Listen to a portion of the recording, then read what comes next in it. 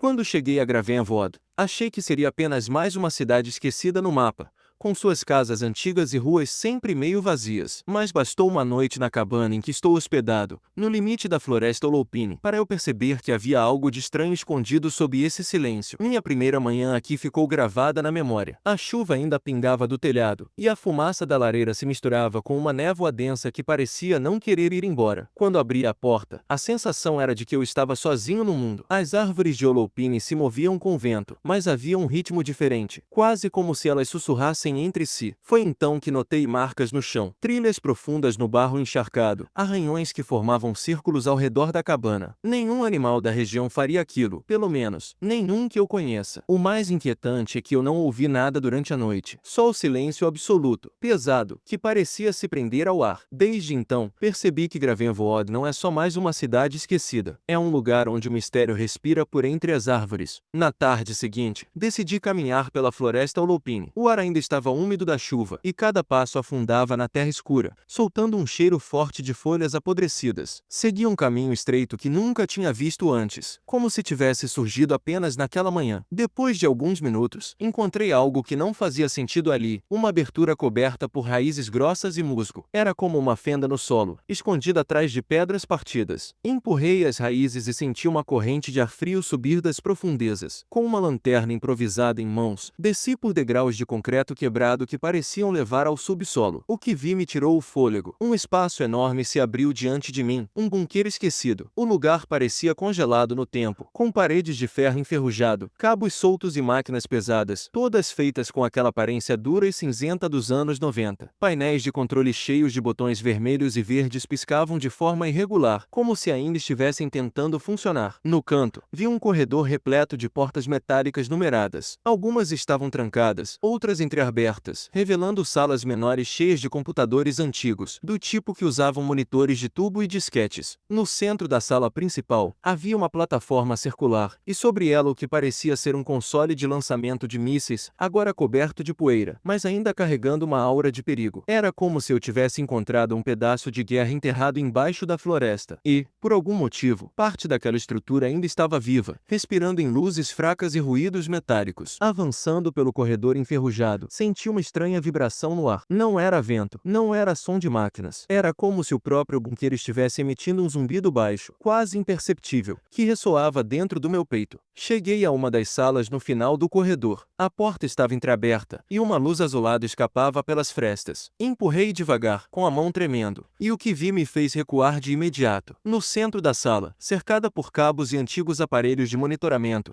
estava uma figura que jamais imaginei ver fora dos livros ou filmes. Uma criatura humanoide, magra, de pele acinzentada e olhos enormes que refletiam a luz como espelhos. Ela parecia fraca, sentada no chão, com as mãos finas apoiadas sobre os joelhos. Meu coração disparou. O instinto me dizia para correr, mas minhas pernas não obedeceram. A criatura levantou lentamente a cabeça e não demonstrou hostilidade. Apenas me observou em silêncio, como se estivesse tão assustada quanto eu. De repente, algo aconteceu dentro da minha mente. Uma voz suave, quase como um sussurro, surgiu sem que ela abrisse a boca. Você consegue me ouvir? Dei um passo para trás, sem saber o que responder. O medo começava a se misturar com uma estranha curiosidade. Não havia nada ameaçador em seu olhar, apenas solidão. Foi nesse instante que percebi, aquele bunker não era apenas uma base militar esquecida. Era também uma prisão. Uma prisão para algo que nunca deveria ter estado ali. O pânico tomou conta de mim. Eu não podia simplesmente ficar ali, parado diante de algo que,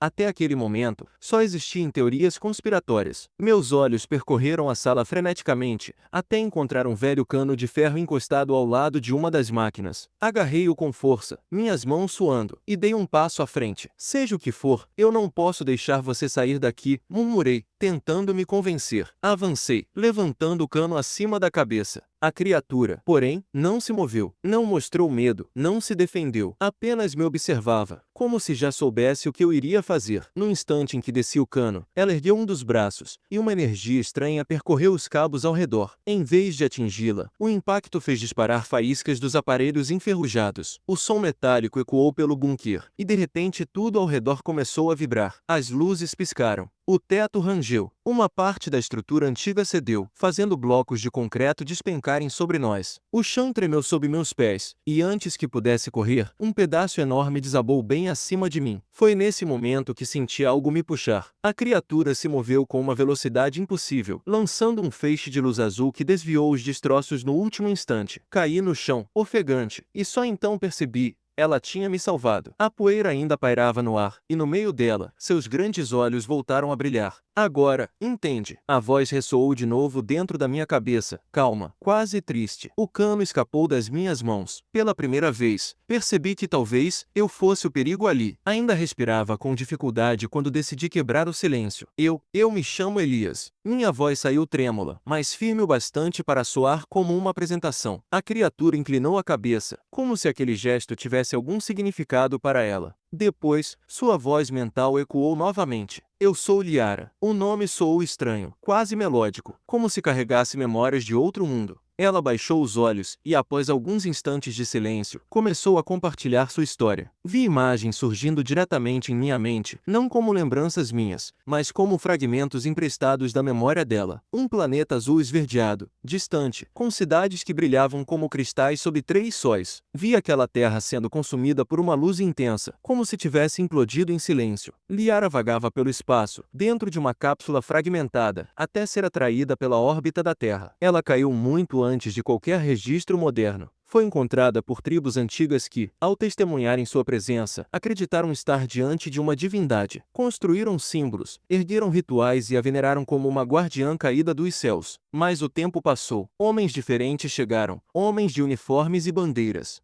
O governo americano, como ela chamou, levou-a para um lugar escondido, uma base subterrânea para estudo e controle. Vi máquinas, bisturis, cientistas a cercando, e nela um olhar de resistência. Até que um dia, sua energia se expandiu em ondas de luz. Todos que estavam ali esqueceram quem ela era. Seus nomes, suas anotações, tudo se apagou como se jamais tivesse existido. E, no fim, partiram, desativaram a base e esqueceram Liara. Fiquei sozinha, por décadas. O mundo esqueceu de mim. Ela concluiu, sua voz soando como um eco melancólico. Meus braços se arrepiaram. Não era apenas uma história de outro planeta. Era também uma prisão construída pela nossa própria espécie. Depois do silêncio que se seguiu à revelação de Liara, senti minhas pernas finalmente responderem. Apoiei-me contra a parede, hesitante. Perguntei, se eles te esqueceram aqui, o que mais esconderam nesse lugar?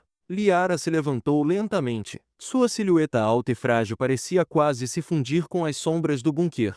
Ela apenas gesticulou para que eu a seguisse. Caminhamos por corredores úmidos, cheios de marcas de ferrugem e cabos partidos. Em cada sala abandonada, havia lembranças de um passado inquietante. Encontramos arquivos queimados, espalhados pelo chão, como se alguém tivesse tentado apagar a história em desespero. Em uma sala revestida de vidro quebrado, máquinas enferrujadas lembravam equipamentos de contenção. Havia marcas profundas nas paredes, como se algo tivesse tentado escapar dali. Mais adiante, uma sequência de tanques vazios, preenchidos apenas por um líquido viscoso ressecado. Em alguns, manchas estranhas, como sombras de corpos que já não estavam mais lá. Meu estômago embrulhou. Não eram só você, eles estavam estudando outras coisas. Sussurrei, sentindo a tensão aumentar. Liara não respondeu de imediato. Seus olhos refletiam uma luz fraca dos corredores, até que sua voz mental preencheu o silêncio. Alguns vieram depois de mim, mas não resistiram. E não foram apenas de fora da terra. Aquelas palavras gelaram minha espinha. O governo sabia de mais do que eu jamais poderia imaginar. A base era mais do que um esconderijo. Era um cemitério de segredos. Enquanto caminhávamos, uma sensação me dominava. Talvez não tivéssemos visto nem metade do que estava enterrado sob Hollow Creek. Quanto mais descíamos pelos corredores estreitos, mais eu sentia o peso do lugar. O ar parecia mais denso, como se carregasse lembranças antigas. As salas começaram a mudar de aspecto. Já não eram apenas laboratórios enferrujados. Algumas pareciam verdadeiros arquivos secretos. Em um deles, encontramos gavetas de aço ainda intactas, com pastas carimbadas em vermelho. Projeto Fantasma, dizia uma das capas. Abri o documento com as mãos trêmulas. Fotografias em preto e branco mostravam figuras borradas pairando sobre florestas. florestas, aparições em lagos, luzes estranhas pairando acima de Hollow Creek. Não eram só estudos sobre Liara. Eles estavam mapeando o inexplicável que rondava aquela região há séculos. Em outra sala, máquinas antigas exibiam gravações em fita magnética. A capa de uma delas trazia a inscrição: Manifestações, caso número 47. Apertei o botão e um chiado tomou conta da sala. Logo depois, a voz de um pesquisador ecoou, quase desesperada: as entidades não respondem ao confinamento. Elas se alimentam do medo. Precisamos encerrar este projeto imediatamente. Meu corpo arrepiou. Liara, ao meu lado, observava as fitas com uma expressão neutra. Eles não buscavam apenas entender o que eu era. Hollow Creek sempre atraiu forças que eles não podiam controlar, disse em minha mente. Passei os olhos pelos papéis espalhados no chão. Diagramas mostravam a cidade como se fosse um epicentro. Linhas e símbolos riscavam um mapa, convergindo exatamente para onde estávamos. O bunker não era apenas um laboratório secreto. Era uma fortaleza construída sobre o coração de um mistério que desafiava a própria lógica da Terra. E, de alguma forma, eu e Liara estávamos no centro dele. Continuamos explorando a ala mais profunda do bunker. Cada sala parecia guardar fragmentos de um passado que ninguém ousou confrontar. Eu e Liara nos movíamos devagar, observando os computadores antigos, arquivos e telas de monitor que ainda piscavam com luzes irregulares. Em uma das salas, encontramos um mapa antigo da região, repleto de símbolos que eu jamais tinha visto. Liara se aproximou e tocou com a ponta dos dedos nas linhas traçadas sobre Hollow Creek. Uma sensação estranha percorreu o ar, quase como se os símbolos reagissem à presença dela. Hollow Creek sempre atraiu coisas. Sempre foi um ponto de convergência. Sua voz ecoou na minha mente, calma, mas carregada de significado. Pesquisamos os registros da base, comparando datas e relatórios de fenômenos. Havia notas sobre luzes estranhas, aparições e relatos de encontros com entidades que nem mesmo os cientistas conseguiam classificar. Tudo parecia disperso, desconexo, mas havia um padrão, um ponto central, uma linha tênue que unia todos os eventos. A própria cidade parecia gerar um campo, uma espécie de magnetismo capaz de atrair tanto criaturas de outros mundos quanto fenômenos sobrenaturais. Não era uma explicação completa, apenas uma pista sutil. Algo nos dizia que Hollow Creek não era um lugar comum, e que o que acontecia ali não se limitava apenas a Liara ou aos fantasmas estudados pelo governo. Era maior, antigo e talvez até consciente. Apesar de não termos respostas, aquela descoberta nos deixou em silêncio. A cidade guardava segredos que ainda nem imaginávamos. E agora, de alguma forma, estávamos conectados a eles. Enquanto estudávamos mais registros,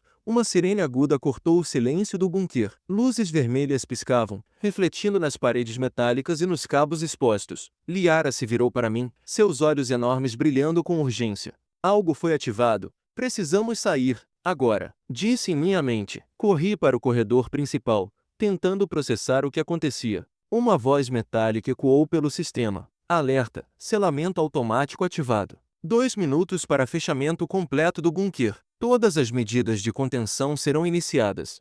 Oxigênio em redução. O ar começou a pesar. Cada respiração parecia mais difícil que a anterior. Eu senti meu coração disparar.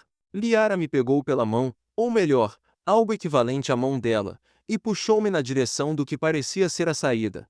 O corredor estreito tremeu com o som das portas de contenção se fechando, pesadas, com engrenagens rangendo sob força imensa. Cada segundo contava, e eu sabia que, se ficássemos para trás, o bunker não seria apenas uma prisão, seria uma sentença. Tentei abrir uma das portas laterais, mas estava trancada. Liara tocou em um painel próximo, e os cabos se reorganizaram, liberando uma passagem alternativa. Seu toque era rápido, preciso, quase como se ela conhecesse o mecanismo melhor que qualquer humano. Enquanto corríamos, o oxigênio rarefeito fazia meu peito queimar. O alarme continuava estridente, lembrando que tínhamos apenas minutos. Liara olhou para mim. Pela primeira vez, algo quase parecido com um sorriso surgiu em seu rosto alienígena. Confiar em mim, disse mentalmente. E naquele instante, não era apenas sobrevivência, era confiança. Pela primeira vez, senti que não estávamos sozinhos. Corremos pelos últimos corredores do bunker, sentindo o peso do tempo desaparecer pouco a pouco. As portas de contenção se fecharam atrás de nós com estrondo metálico, mas finalmente alcançamos a saída. A luz do dia filtrava-se pelas árvores da floresta Olopine, e pela primeira vez em horas, consegui respirar sem sentir o ar rarefeito que quase nos sufocou. Parados no meio da trilha, olhei para Liara. Ela parecia exausta, mas serena. Eu não sei para onde ir agora, disse ela, sua voz ecoando em minha mente. Ela olhou ao redor, para a floresta que a cercava. Acho que ficarei aqui, escondida. O Lupin é meu lugar agora. Posso continuar minhas pesquisas. E, bem, não tenho muito mais para onde ir. Sorri, sentindo uma estranha mistura de alívio e ternura. Está tudo bem. Eu vou vir te visitar às vezes. Ela inclinou a cabeça, quase como se concordasse silenciosamente. Um instante de calma pairou entre nós, enquanto os últimos raios de sol atravessavam a névoa da floresta. E então,